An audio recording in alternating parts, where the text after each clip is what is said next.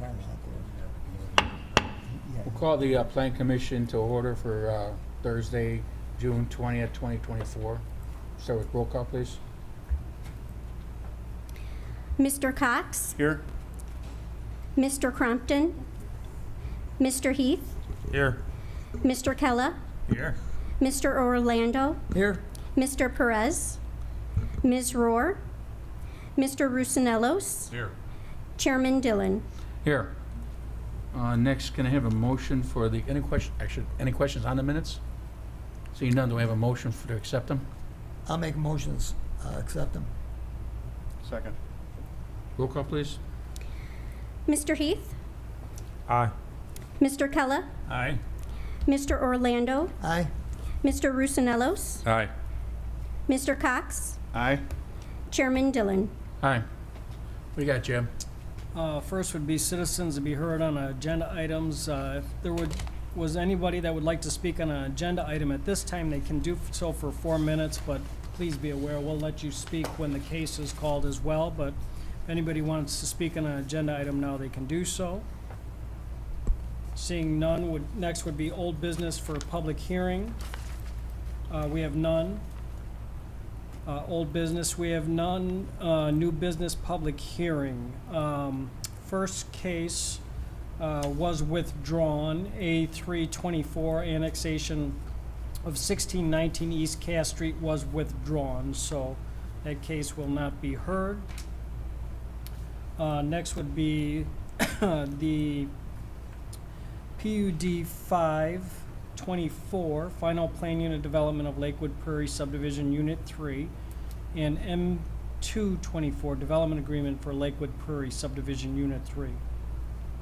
Under general information, the applicant Cal Atlantic Group, LLC, doing business as Lamar Corporation.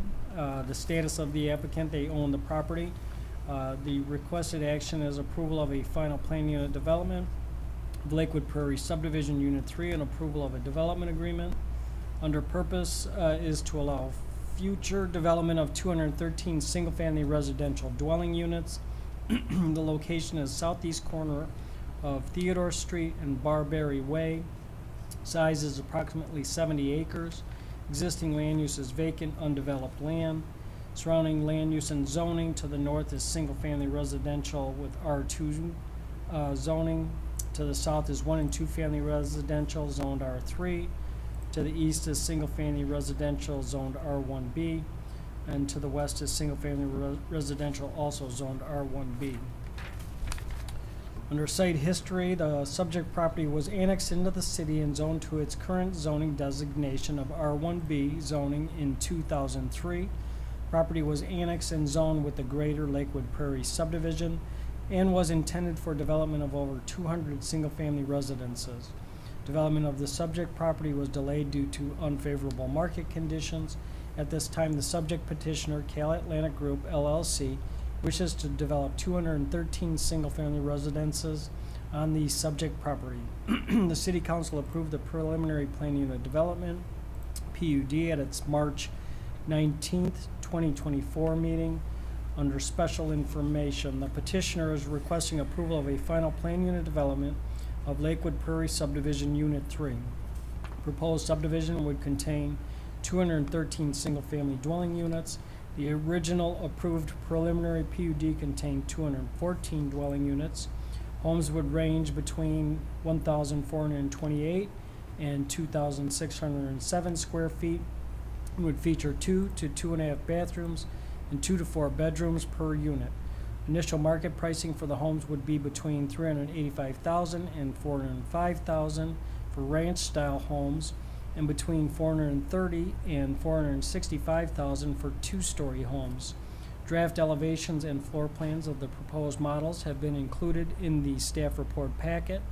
The subdivision would feature an extension of Fawn Lily Circle to the north from the Lakewood Prairie Unit 2 subdivision, in addition to 6 new streets as depicted on the final PUD plat. A wetland delineation report from October 23, 2023 states that 2 wetlands totaling 0.61 acres in size were identified on the subject property and are anticipated to be isolated wetlands. Isolated wetland Mitigation is not expected to be required for these wetlands. However, a jurisdictional determination from the U.S. Army Corps of Engineers is still required to confirm the findings in the wetland delineation report. The proposed PUD would have an approximate density of 3.04 dwelling units per acre when including the property's total site area. Outlot M, a 2.93 acre open space located along the east side of Barbary Way, is proposed to be dedicated to the Joliet Park District. Outlot K, located along the north side of the subdivision, would be a common open space that would be maintained by the subdivision's homeowners association. A 10-foot wide bike path also runs along the east side of Barbary Way to provide an additional recreational amenity for the subdivision.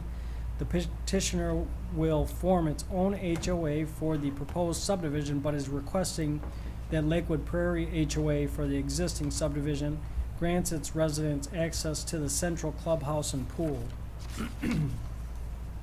Site is subject to school facilities fee, Joliet sewer and water connection fees, and the economic development impact fee.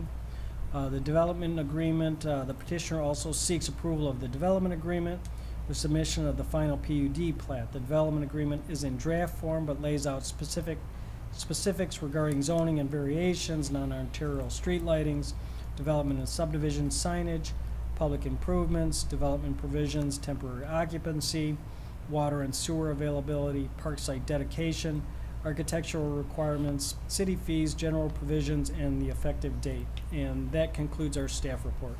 Thank you, Jim. Do we have the petitioner on hand by chance? Yes, good afternoon. You swear to tell the truth, whole truth, nothing but the truth? I do. State your name, please. For the record, my name is Eric Prechtel. I'm an attorney with Rosanova and Whitaker, 445 Jackson Avenue, Suite 200, Naperville. I'm here this evening or this afternoon on behalf of the petitioner, Lennar. Anything else you'd like to add to the report? Not at this time, but we'd be happy to answer any questions. Here with me also is Todd Clevin, who's Director of Land Acquisition at Lennar.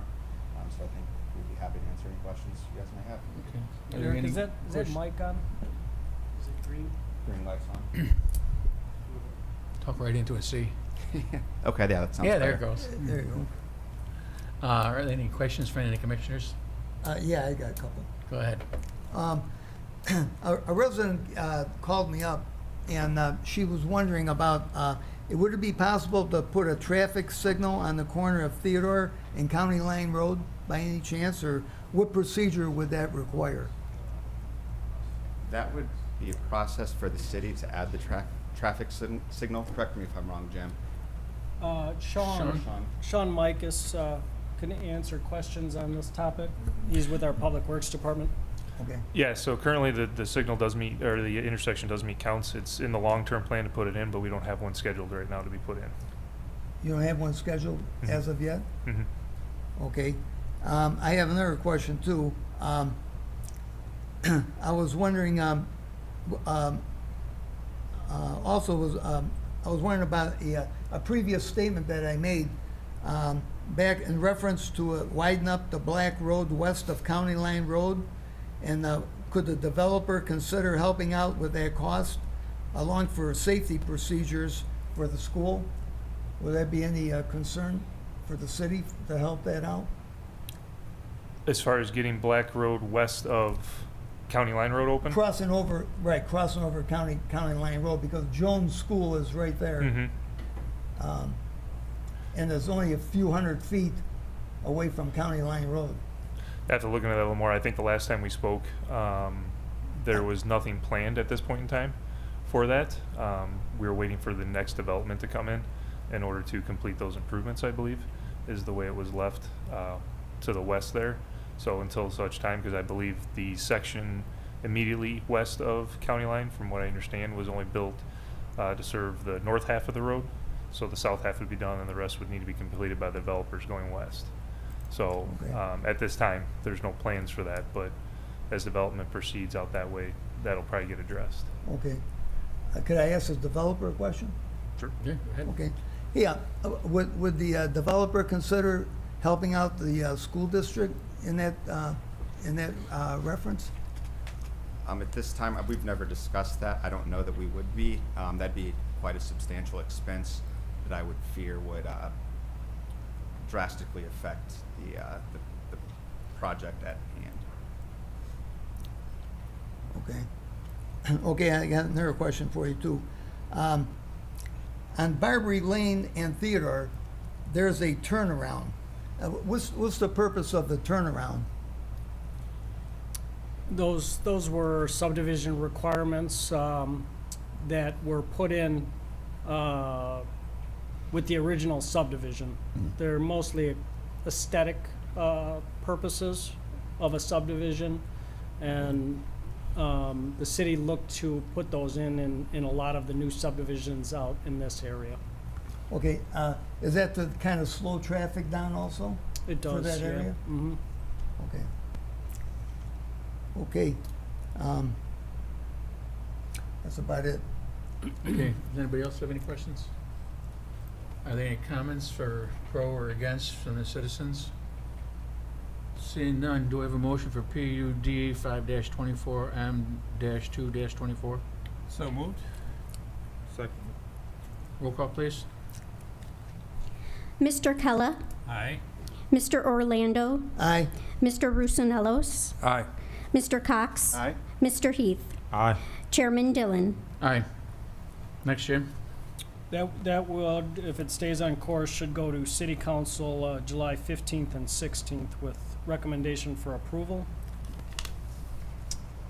Next would be P224, preliminary plat of Centerpoint Intermodal Center at Joliet, Phase 28 subdivision. FP224, the final plat of Phase 28, and a vacation of .271 acre portion of Schweitzer Road. Under special information here, the petitioner, Centerpoint Properties, is requesting approval of a preliminary and final plat of Phase 28 and vacation of a portion of Schweitzer Road related to the expansion of the intersection of Centerpoint Way and Schweitzer Road.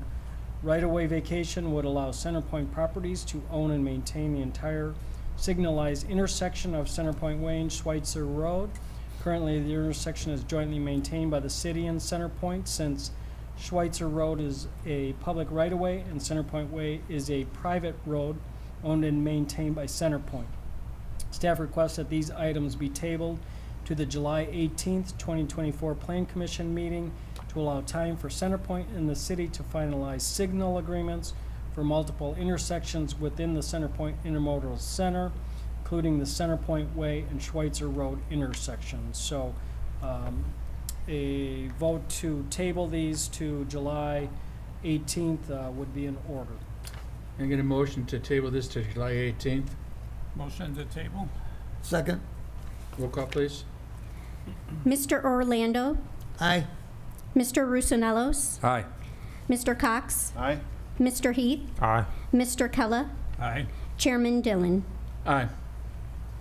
Next would be new or old business, not for final action or recommendation. We have none.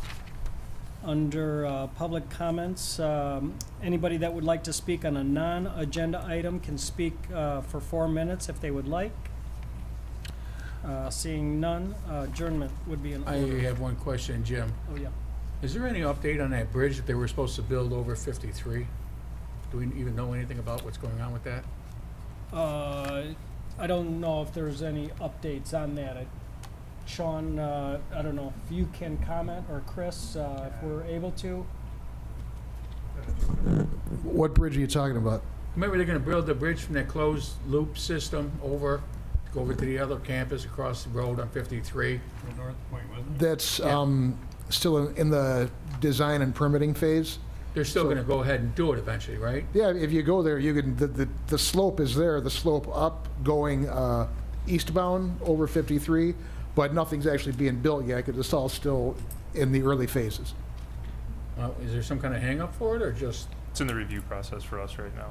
I beg your pardon? It's in the review process right now for us. Okay, I was just curious. All right. Seeing nothing else, motion for adjournment? Motion for adjournment. Second.